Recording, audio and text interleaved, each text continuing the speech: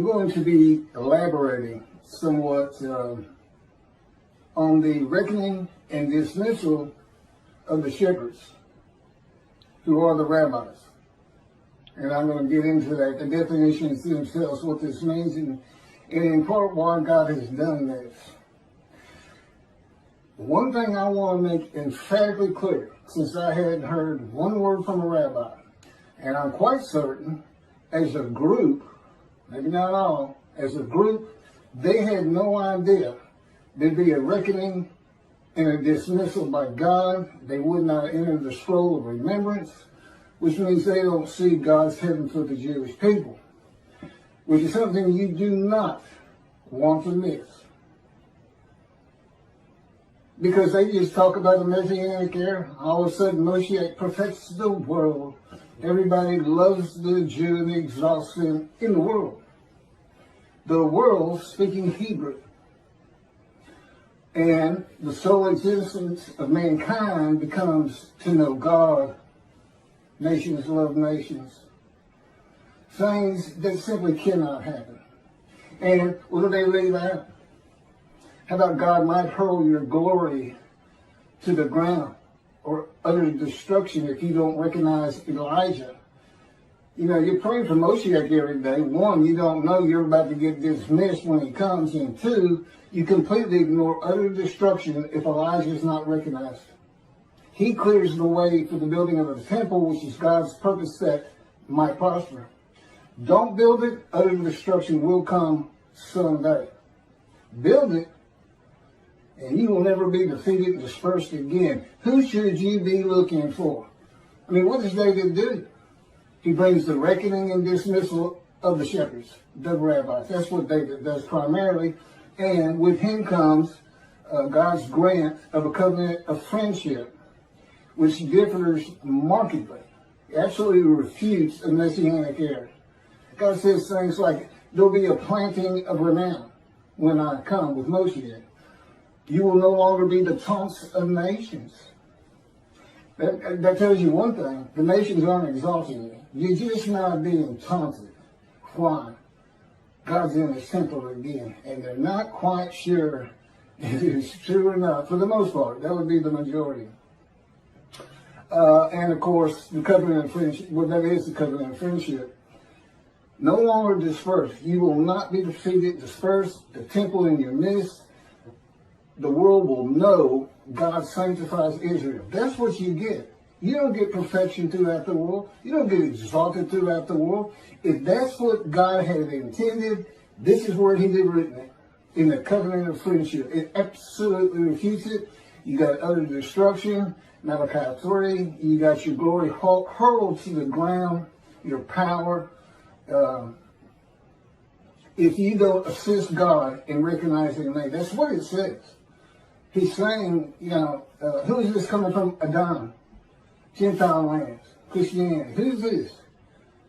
You know, the people's no one listen to him, and he's not happy about it, and he says it, I think it's verse 3, could be quote. He's stunned that he's not getting a response. Particularly, and I know why now, the mountain of evidence that has been presented to the Jewish people on these videos cannot be surpassed by any other man to come. I'm either him or he ain't coming. Which is it? God said he was coming. God's righteous servant. What was David? A servant who was righteous. Who was Elijah? Servant who was righteous. Who was Moses? Servant who was righteous. Who else? Who we missing? God's righteous servant. One description, 4 righteous servants. I am all 4 men. I just reposted it again. I have a verse-by-verse commentary solely showing how I and my life fits Isaiah 53 and explaining it. Explaining what he was wounded for our sins means. No man has ever been able to do that before me. Certainly not Toby a singer with his absurdity. An absolute absurdity. 6 million Jews die and then a ram guilt offering. That's not even all of Israel. That's about 1/3 of Israel at the time. Nobody got long life. It looks like Hitler's the one who made the sacrifice, and he didn't get long life. No one is made righteous because of it. It's an absurdity. Okay, he couldn't come close to interpreting the true meaning and the way to make this understandable. Isaiah 53 is in large part a snare. Okay, God knew the Gentiles were going to take your book one way or another. And he set them up. He set them up for the day of the Lord, and he set up the rabbis too. He knew you were going to be practicing a Messianic era. All of these are proof, as I straighten all this out, putting forth what he wants Judaism to be. This is what God wants Judaism to be. Not what Rambam wants it to be. He doesn't even want the entire world to be simply to know God. It's not what he wants. Primarily, God, what are you doing? What are you doing? I'm creating a new heaven, he says that first, and a new earth. What's new about the heaven you're creating? What changes? I'm going to have a new host of angels, the angels of Israel. And I want every Jewish, all of my children to go through the same thing they've all had to go through. Anti-Semitism, racism, bigotry, having to survive on a planet that simply does not like them. That's what he's looking for. That's the angels of Israel. You got your own unique personality. 613 laws. Okay, about 200 of them were animal sacrifice, and that was done away with by his prophet. God said, I don't want your animals anymore. Yet Toby Yasir thinks he wants a human being. You're not supposed to add to or take away anything from the Torah. And when you see you're about to do it, you better ask yourself, where am I wrong? Where am I wrong to add a human being, much less 6 million of them? And, let's go on Christian. That's what they did. Let's put a human being in an unblemished lamb and we'll be sin free. I don't know what your guilt offering did for the for the Jewish people who become the righteous servant. No, the righteous servant is for the day of the Lord. He has to have a Moses, a representative. It could be an Elijah or a David. But he's got to have a man. Okay? I fit it to the T. My Isaiah 53 has been out there for over 2 years. And I get nothing. Don't tell me these people like Toby and Jews for Judaism haven't heard some rumblings. I can't say exactly what. God doesn't tell me things like that. He'll never tell me what another person's thinking. He won't tell me anything to happen in the future. If I can't find out an answer of my own, then I don't find it. They don't give it to me. But,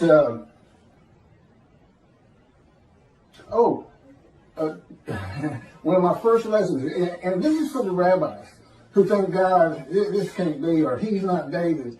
We're not reckoning with him dismissed. They just want to pretend it's not there. Yeah, you're not going to heaven. Okay? That's every rabbi on the face of the earth. I would include religious leaders. Matter of fact, if I had my way, and I don't, I'd include the government because they're leaders. But let's get to this first. Because y'all don't know God like I know God. I've been with him for 13 years in the fire of refinement, punishment, chastisement, maltreatment, crushing, bruising, wounding. And it is constant and incessant. I will say this, I couldn't see it for about 5 years, but it has changed me.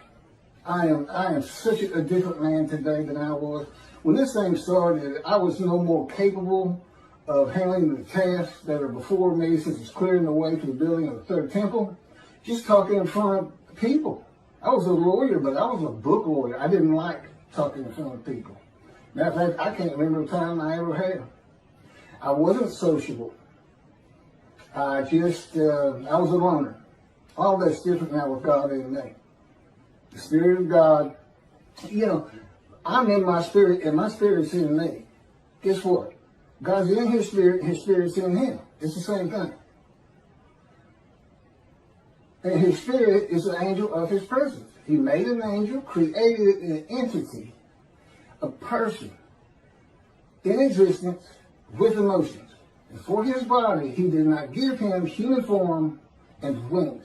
No, His body is the Spirit of God. So if God comes to you, or the angel of the Lord comes to you, you are, for that time, a man of divine being. Now the man who wrestled with Jacob, that's just, God just saw a fella near Jacob, woke him up, told him, I'm the God of this land, Abraham, Isaac, and Jacob. I have something for you to do. And it's all to do with God. It's instant. You know who he is. There's no, huh? Who's this? There's none of that. You say, okay, let's go. I'm ready. What we done? He's a man of divine things, but he was just one nothing.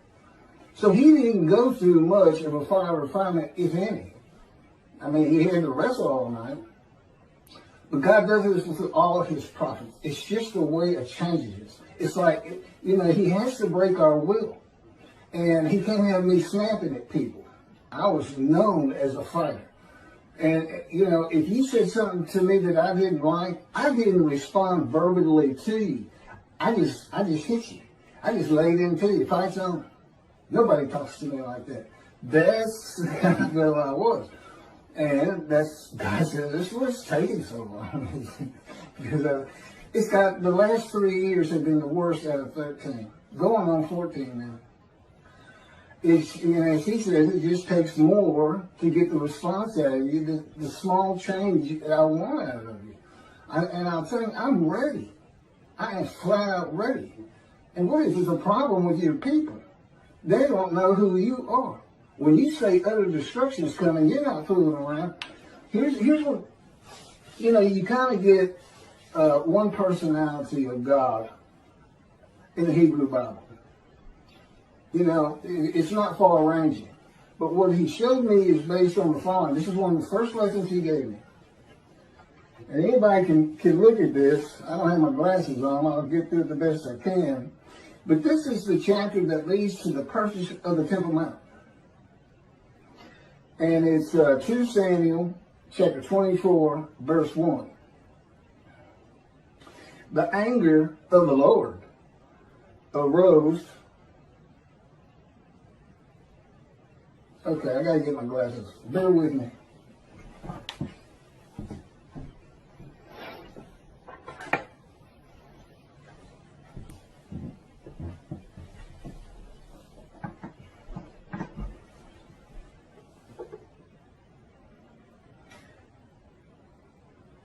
The anger of the Lord again flared up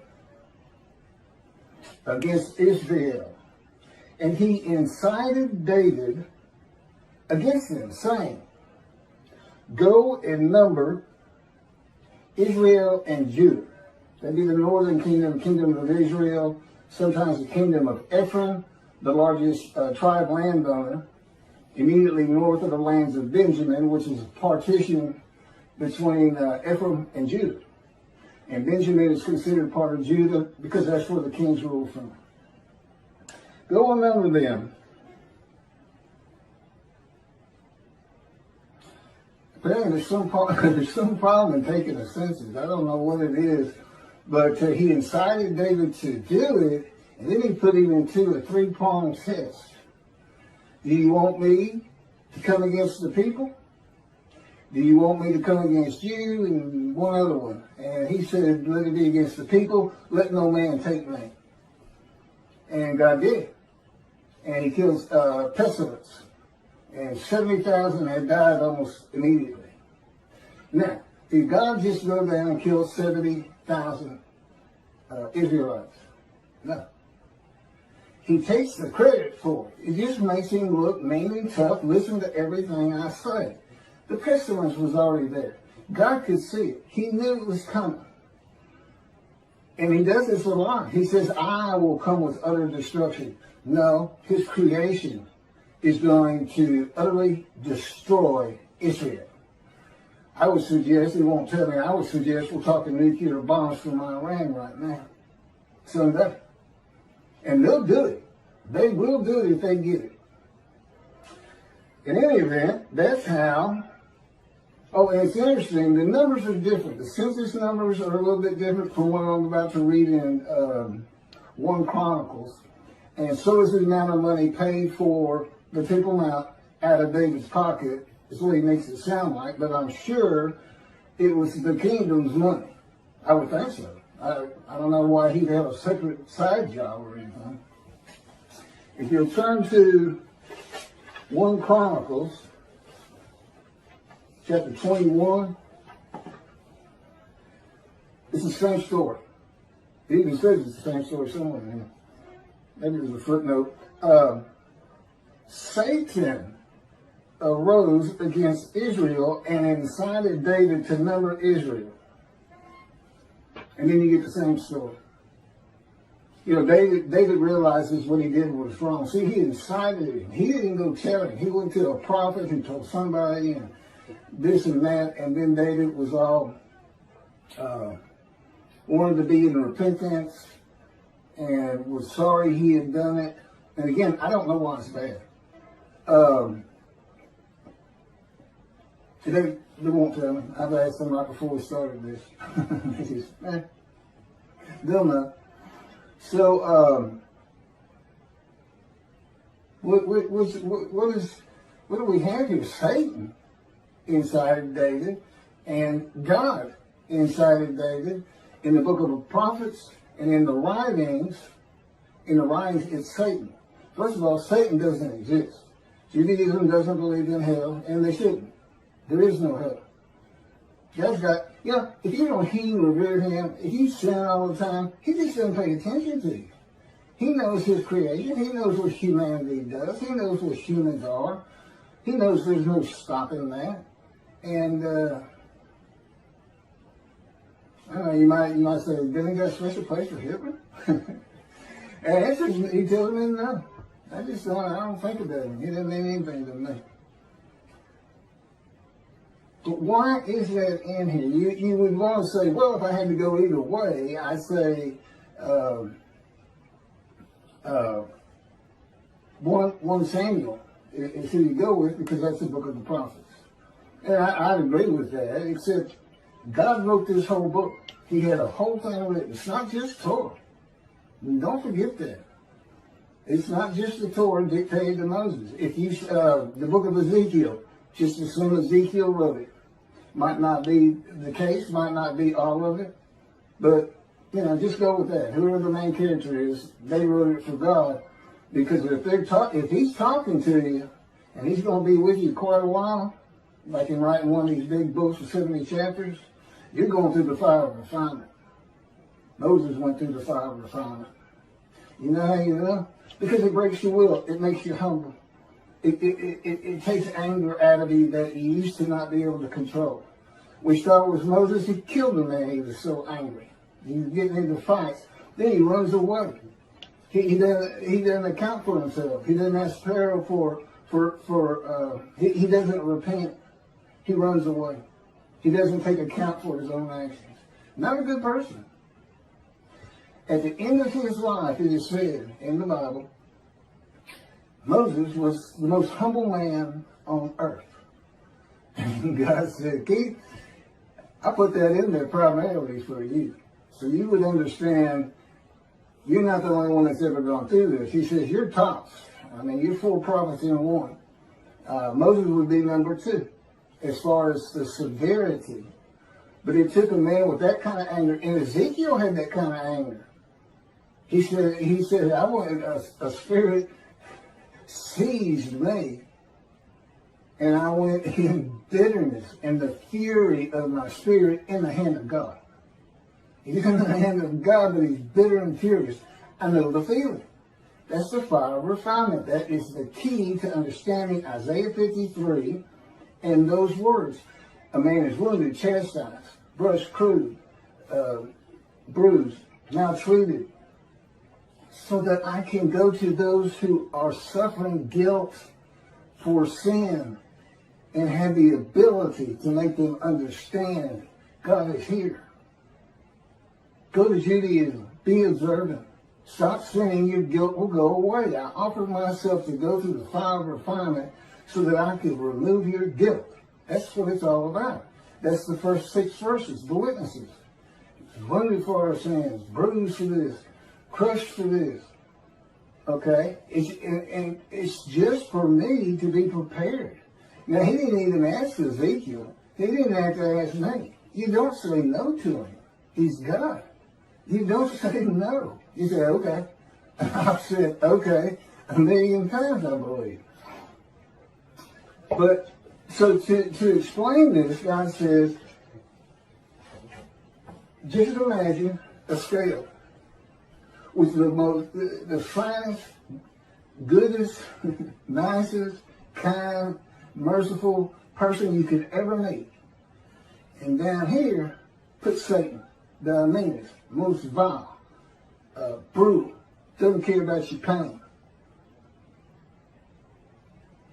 And he can go all through it. Okay? He literally decides what emotions he's going to have. Now, I'm in the fire of refinement, and I call this the black hat, this the white hat. This is what he taught me. And we have a lot of good times in here. I mean, there's a lot of white hat, and the Holy Spirit's always in the white hat. He can be a troubler sometimes, but you know, it's kind of set up by God where he's sent to incite things. And then the black hat. This is where he is with me most of the time.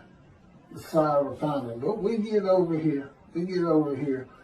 The point is, he's not just listen to what I say or I'll put a pestilence on you. If you don't stop sinning, I'm going to exile you. I'm going to take your temple. That would be someone over here. Not necessarily to Satan, but he said that's why that was written that way. So I can tell you about it. But he's really, I mean, when he's flat out in the middle, I just love that personality. It just does me well. So he wants me to tell the Jewish people about him. And my story, there's a lot I can't get into. I mean, he told me two things right off the bat. One, I don't care about your pain. And there's nothing I won't do to get you ready. There's no low I won't sink to. I will lie to you. And yeah, I know since God doesn't lie. In the fire of refinement, he does anything to incite me. That would come under chastisement. Wounding, slamming me to the ground. He's broken my chin open 2 or 3 times. Cracked my skull. I got a nerve that's bad. Black eyes, skin off my face. That's wounding. And you ask yourself, what is this really doing to change me? But it eventually does. I still don't understand it. I told him I never understand it. But indeed it's working. So for the rabbis, if you think by ignoring me with the amount of evidence God has put before you, I mean, he planned this entire book before he made creation and selected his chosen. The entirety of it. That's why you only see angel of his presence and Holy Spirit one time. Judaism says Holy Spirit is not a person. There's plenty of evidence in the scripture that he is, and I can tell you personally he is. And he's a great little person too.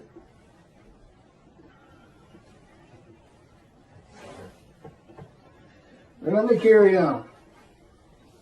It's nobody, he's not, I guarantee you. If Toby, a singer in Jewish for Judaism, was sitting back there going, well, we make money. Oh, that's what they wouldn't say, we make money on Isaiah 53. Or we can't say we're wrong because of your arrogance. And the ignorance that you show in your commentary just defies logic to me, because God told me from the get-go. I was an atheist for 50 years, had nothing to do with religious people. He said they're a very intelligent people. Judaism is well-based, on the ground, all makes sense.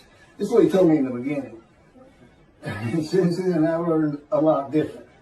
I don't think much about their capabilities at all. Remember, I'm a prophet. God taught me. God controls my mind, my thoughts, my words, my physical motions, because I'm in the cords of his power. He can spin me like a top if he wants, slam me to the ground. He can make me shake like a leaf.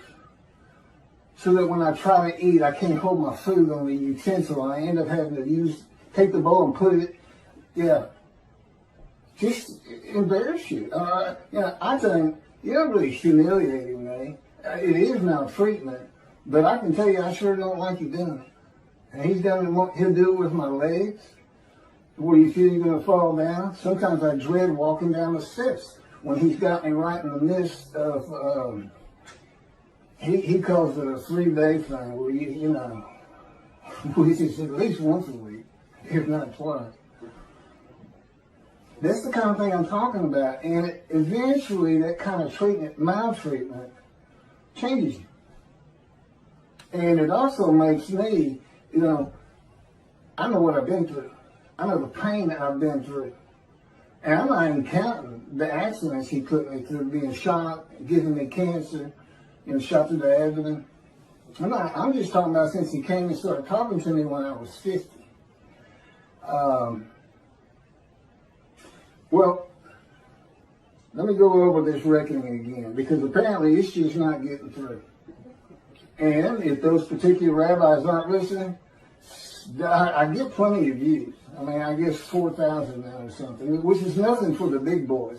But, I'm not a rabbi. Certainly not anything to do with Christianity, Pastor. I stayed away from religious people. I can't ever remember having a religious conversation until I was 50 with God, when he said, let's go buy you a Tanakh. And I said, what's the Tanakh? And that's when he started teaching me.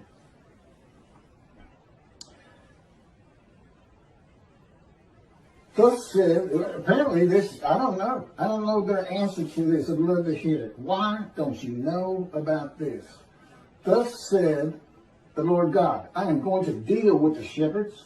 I will demand a reckoning of them for my flock, and I will dismiss them from tending the flock. Then I will appoint a single shepherd over them to tend them. He shall be a shepherd to them. I, the Lord, will be their God. My servant David shall be a ruler among them. Not a king ruling over them, among them.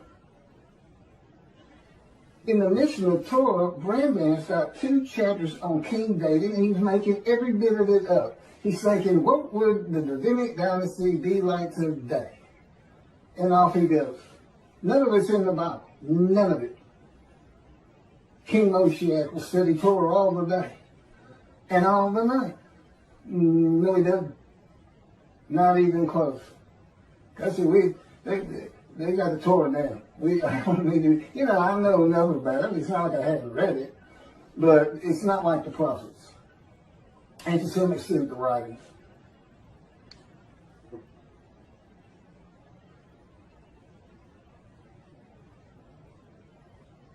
My servant David, he shall tend them. He shall be a shepherd to them. I, the Lord, will be their God, and my servant David shall be a ruler among them. I, the Lord, have spoken, and I will grant them a covenant of friendship. Again, it is so far removed from the Messianic era. Why don't the rabbis recognize that? You won't be the tongues of nations. You won't be defeated and dispersed again. His sanctuary amongst you, the world will know. He sanctifies Israel, a planting of renown. That's it. That's what happens when Moshiach comes. You tell him I said so. If it looks like I get a little hot about this, God controls my emotions too. And that's how he wants them to hear it. And never forget, he can speak straight through me. As a rule, he's always speaking through me since he controls my thoughts and my words. But it's always based on my personality. He can change that. He can change that.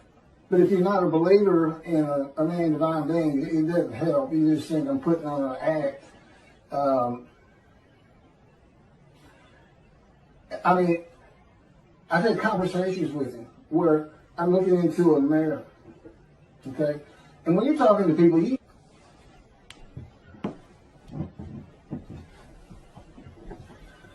You know what your demeanor is. You know what you're sounding like and what you look like.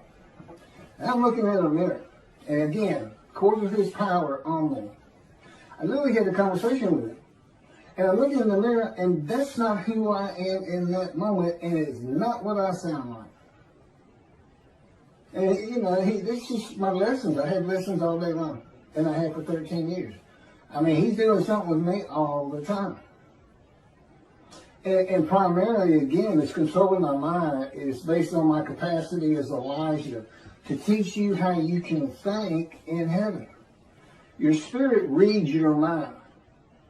Okay, your mind takes in, your mind's just electrical impulses, little chemicals, different tissue, and it takes in what eyes can take in and what ears can take in. Your person is the spirit in you. Spirit and soul. And together, spirit and soul form a person. The soul's kind of like the DNA of who you're going to be. In heaven, you don't have that mind. God becomes the information of your mind. And He can do it for everybody in heaven. That's why He said, before you pray, I will answer. Just because He's the one having you think, I'm going to pray. And you won't remember the things of the past. That's a whole other discussion. But I have all of that information because I'm Elijah. There's a reason He took him up specifically and nobody else and sends him back. It's a further proof of who I am outside the fact I fit every verse of Isaiah 53. Outside the fact I'm the only man who's ever been able to explain Isaiah 53. The fact that despite your greatest minds, Jews for Judaism, Toby the singer, and everybody else who makes commentary on it, have never been able to figure it out. You can't figure it out if you're not the righteous servant. And I couldn't see, I read it the first time, I said, well, what is this? I said, who do you think that is? I said, I have no idea. He said, that's you. I said, okay. This is in the verse 2 years, I can't remember exactly when. Okay, now these words are used. My servant David shall be king over them. Be one shepherd for them all.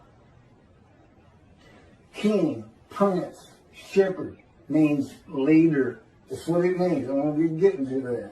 Just leader. This is words of leadership. It's not a Davidic kingdom. God knew all things from the beginning. And He knew when He had the day of the Lord, Israel would be a democratic free country. There's no place for a kingdom.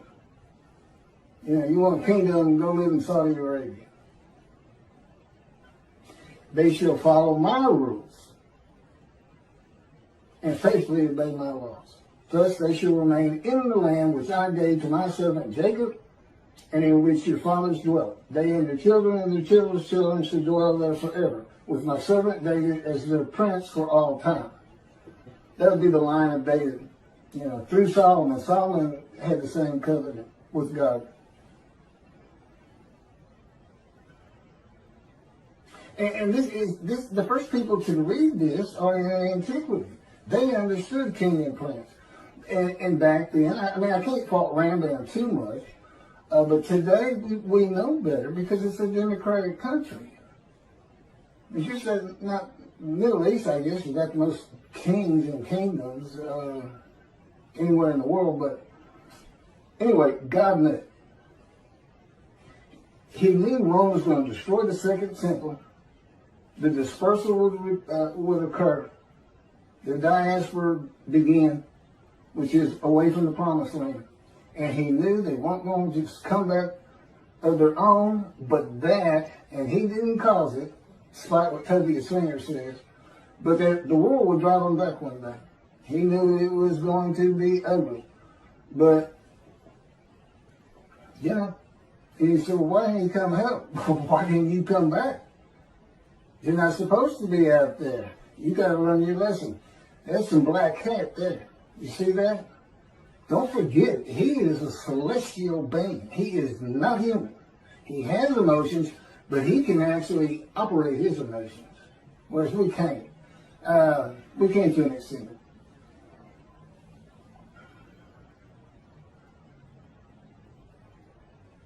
Okay, in today's world, with so many synagogues and people of Israel, the best interpretation of this dismissal is that will be a leader of God's flock to tend them and be a ruler among them.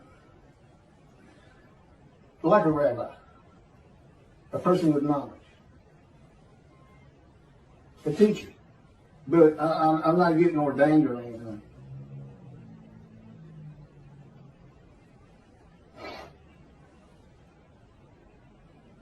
Okay, reckoning. This is what reckoning means.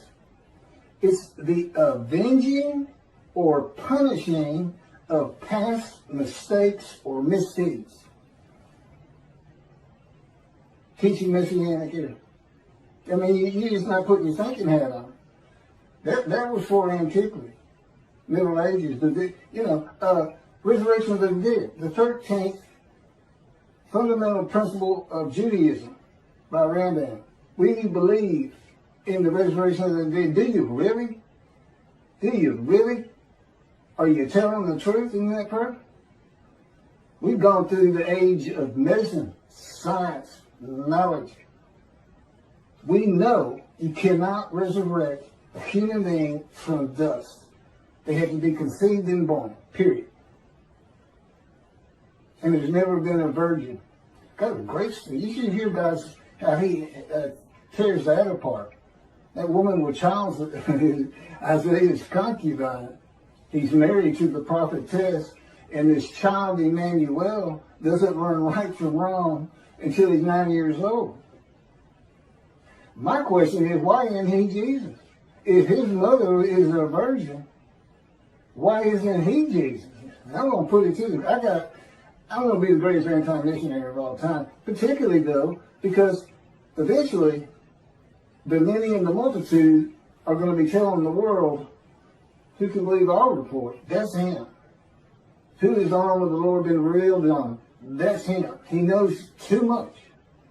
It's impossible to deny what's happening here. It's impossible to deny that there are rabbis who have heard me and are ignoring it. What about Elijah? Rabbis who ignore? Because I'm Elijah too. What about that? You want to be responsible for utter destruction? How many millions you lose in the Holocaust? 6 million? How many Israeli Jews do you have right now? Well, 7 million. You ready to up the ante on that? How many Jews can we kill at one time? You're not going to recognize David. You don't get the covenant of friendship. And it doesn't go into. I have both covenants. Sin forgiveness in Jeremiah 31 that puts Torah on your heart, and friendship. And God wrote, when he was dictating to me the book, Isaiah 53, the day of the Lord, he actually has it stated that when these books are published, the covenants go into effect. Well, as you can imagine, I can't get them published. And it has to be a big-time publisher who can distribute worldwide and market worldwide. Because all Jews have to read it and know they're sin-free in the Holy Seed.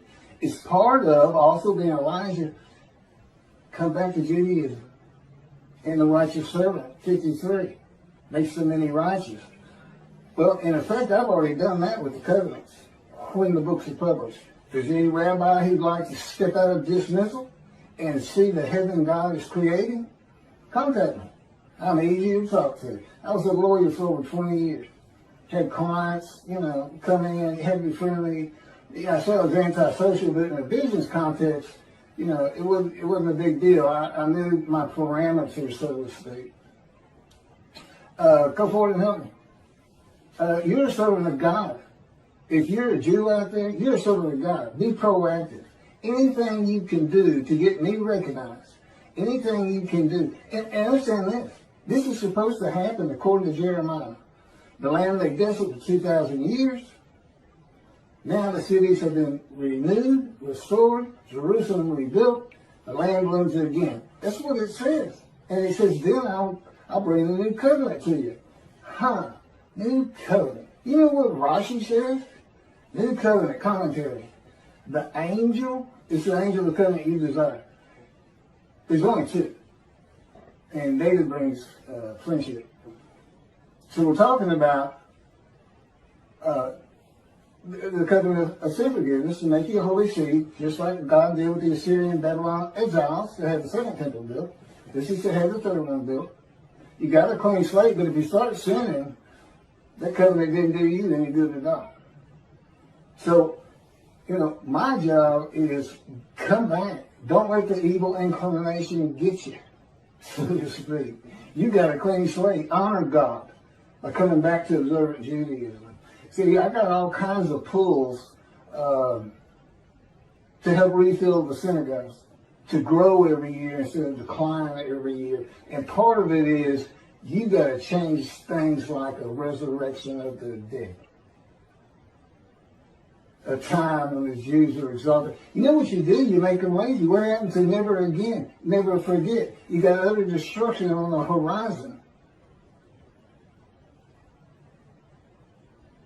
I have no idea when God might just say, that's it. I've given them enough. They won't respond. I'm leaving. And utter destruction will come to them. You never know. You're servants. His servants. You're not the righteous servant, as Tobias Singer and Jews for Judaism, Michael Skoback, and whoever actually did the commentary. That absurdity they both put out there.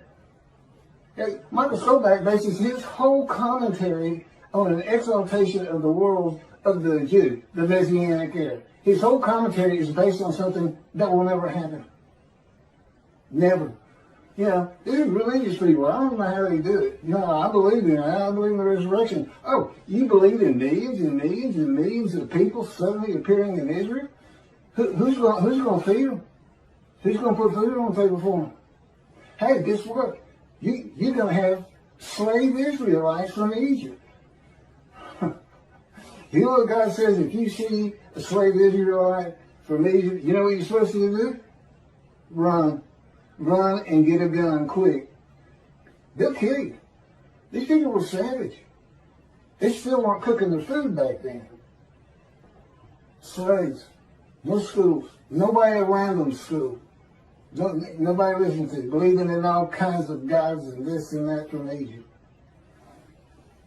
Yeah, they're suddenly going to appear. That's what they say. Every single Jew who's ever lived. You got 6 million from the Holocaust. What are you going to do with that 6 million? That's just 4 years. It's the most. You're going to lose the young people. They're always looking for fake news. I guarantee you, if I sat down there in the synagogue when I was a young man, and I didn't, of course, I'd have gotten up and walked out right in the middle of it. You're saying, what? You think every Jew who's ever lived is not rise, old bones, rise. And their soul is going to come from some keeper of the soul's place and come into that body. That's your belief? Well, I got to go. I heard y'all real practical, down to earth. You had things to do. You had Shabbat. You had holidays. Mitzvahs. But I'm not listening to garbage. Okay? I'm a man of reasoning and intelligence. The people in antiquity and Middle Age weren't. And all those things that you come up with, swords into plowshares, that was for a time gone by. Man will always be at war, period. In Moshiach, no man can get all of Israel to follow Torah. Good luck. Only about 30% of them are even observant. It's secular. God wants that straightened out. He wants a practical religion for the chosen. And he wants the world to hear about it. And it helps me take the wrath of God to Christianity.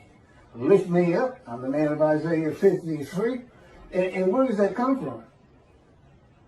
Chapter 51. I'm going to take my bowl of wrath, my cup of reeling, and I'm going to take it from you, my people, and I'm going to pass it to those who told you to get down on the ground and walked all over you, and walked all over your back, something like that.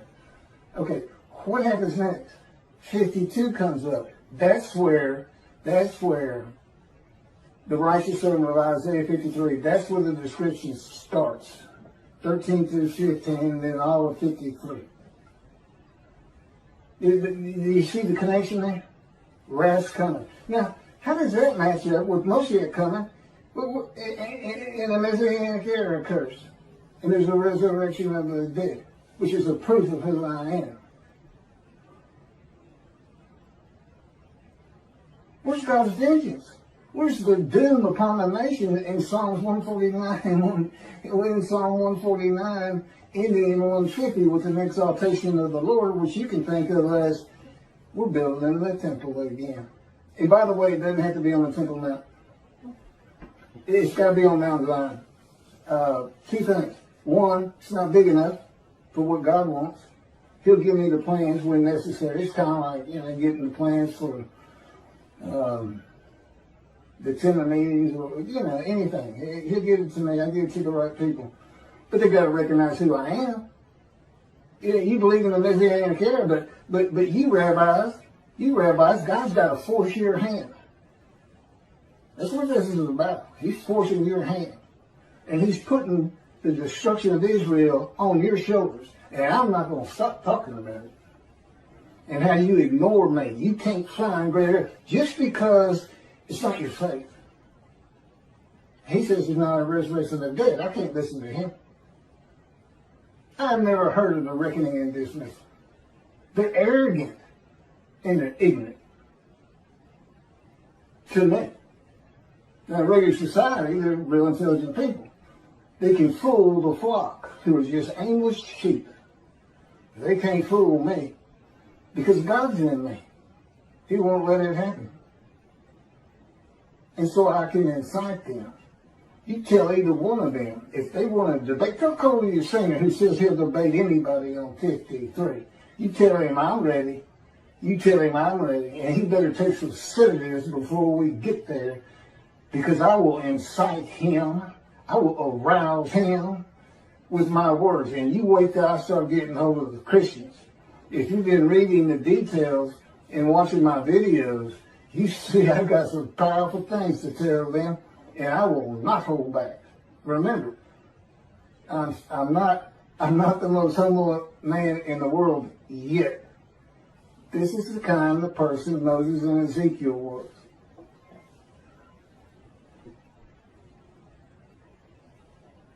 Reckoning, the avenging or punishing of past mistakes or misdeeds. It's not just the Messianic era.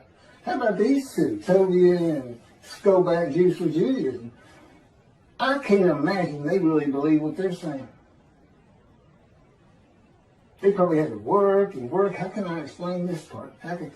Tobiah's language, it just scares me, because in the beginning, I really thought so highly of him. Years and years ago, when God started teaching me, and listening to the radio show, and I was learning things from him. He's got a lot of knowledge, but his capability of reasoning is at the level of antiquity, where there was no reason. Everybody lived on emotion, because you learn how to reason in school.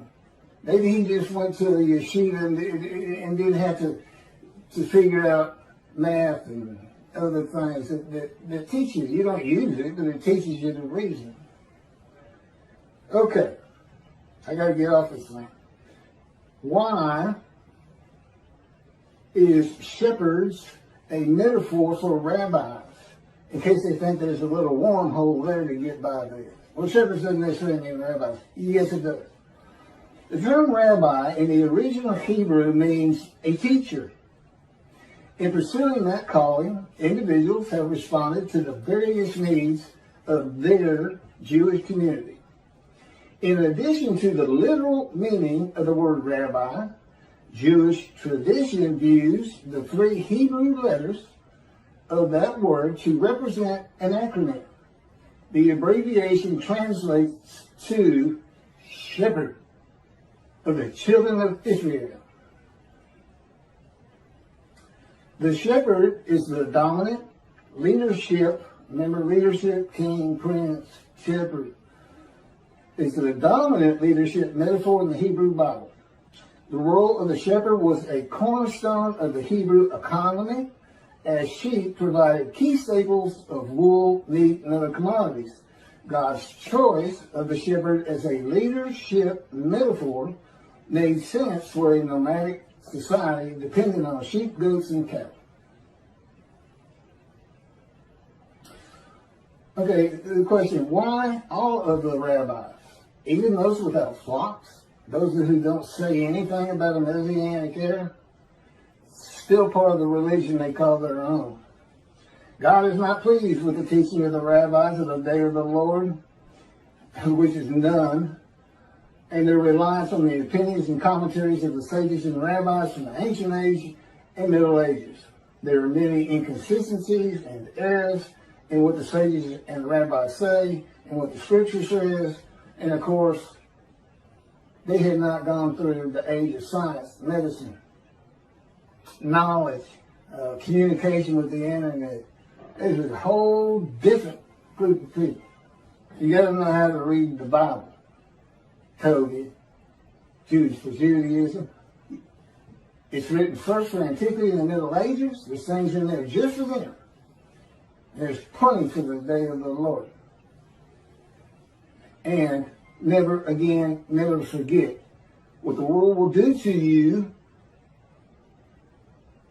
if you don't heed God's prophet. They won't do to you point. Even if there's no prophet, and particularly if there's a prophet, because God is performing this video, God himself. And I'm sure that's a strange concept to them. They don't know. And that's why they're so arrogant. And just remember what God says he's going to do to the Christians. I will pull you down from your cliff dwellings for your arrogance. Yeah, he doesn't care for arrogance. He doesn't care for it a bit. He doesn't care for people who ignore his prophet. Remember, when I say you don't care, you say, oh, God cares about everybody, loves everybody. You haven't lived with him and gone through the fire of refinement. I feel like he absolutely hates me a good deal of the time. Because I feel I'm ready. Why? How much more can you change me? And it's like, are you the most humble man on earth? Yeah. So he can be funny. I shouldn't laugh and give him, the okay on that. It was kind of funny. That may have been the Holy Spirit. God says the anointed one is the shepherd, king, and prince of the flock, not of the promised land and all his people and perfecting the world. Rambam removes God's word and replaces it with Rambam's word. The anointed one is the king of the lands and people will have a kingdom basically ruling the world. That's what it sounds like.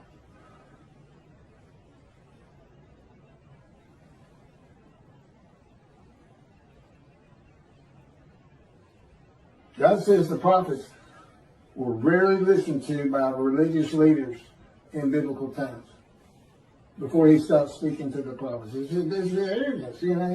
I know what I know, and that's my faith. And I don't care what you say, I don't even understand what you're saying. I think the Christians got a lot on that. Don't stand on the corner. I don't know.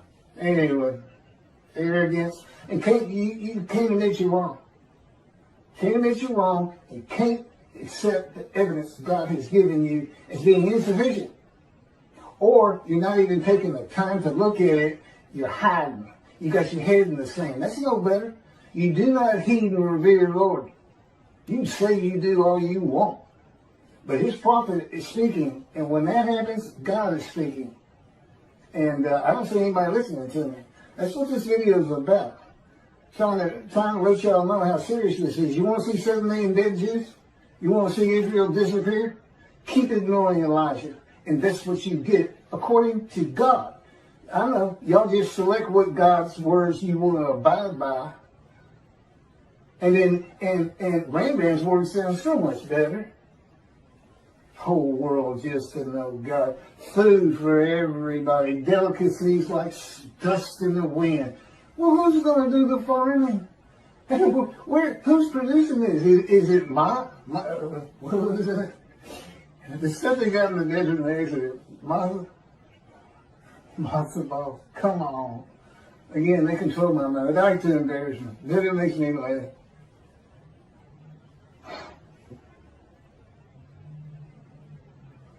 Okay, all this comes from God, by the way. Interpreting and teaching what God actually says will not bring in many donations for the reason that the flock will want to know why God is going to have a reckoning with them and dismiss them.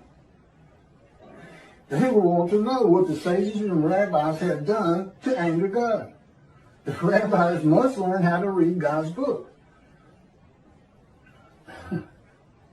the Hebrew Bible. The two books he dictated to me explain what all that means. They must be read and taught to remove the dismissal. And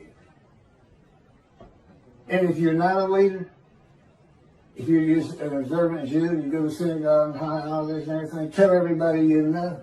You're a servant of God. And his words come from me. This is when it's supposed to happen, unlike Jesus, who prophesied 5 times when he was coming back, and every one of them was false and failed. He didn't come back.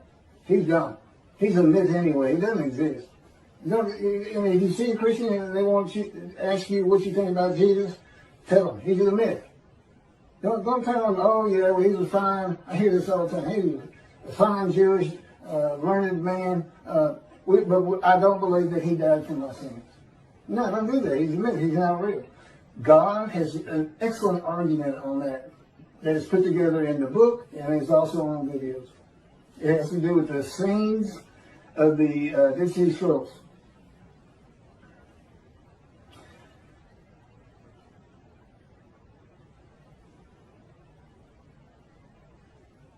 Okay, well, my camera's got to be it goes off every half hour.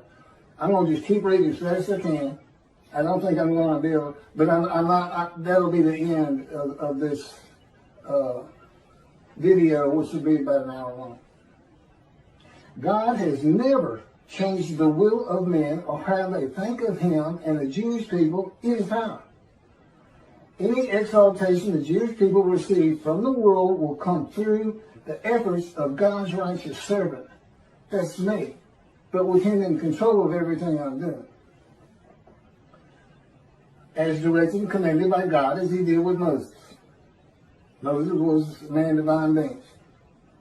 I am God's servant David, the only shepherd of the flock God recognizes, and my unwritten purpose, we know what the written ones are. Go see what Elijah's clearing the way, recounseling families back with Judaism, God's righteous servant, making the name righteous. You mentioned the prophet like Moses, you're talking about somebody who will write his words and speak his words. Nobody's in bondage today, and that's the other thing he did. Elijah, asked him about heaven.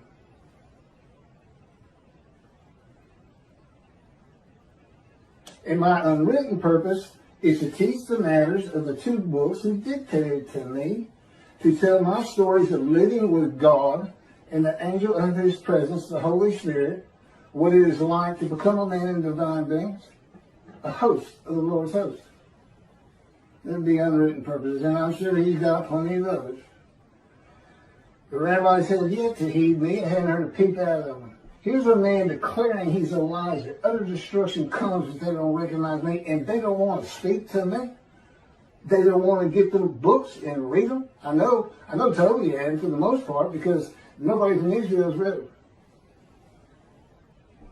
I'd be too embarrassed. And in his arrogance, in his popularity and stardom, he's not even checking it out.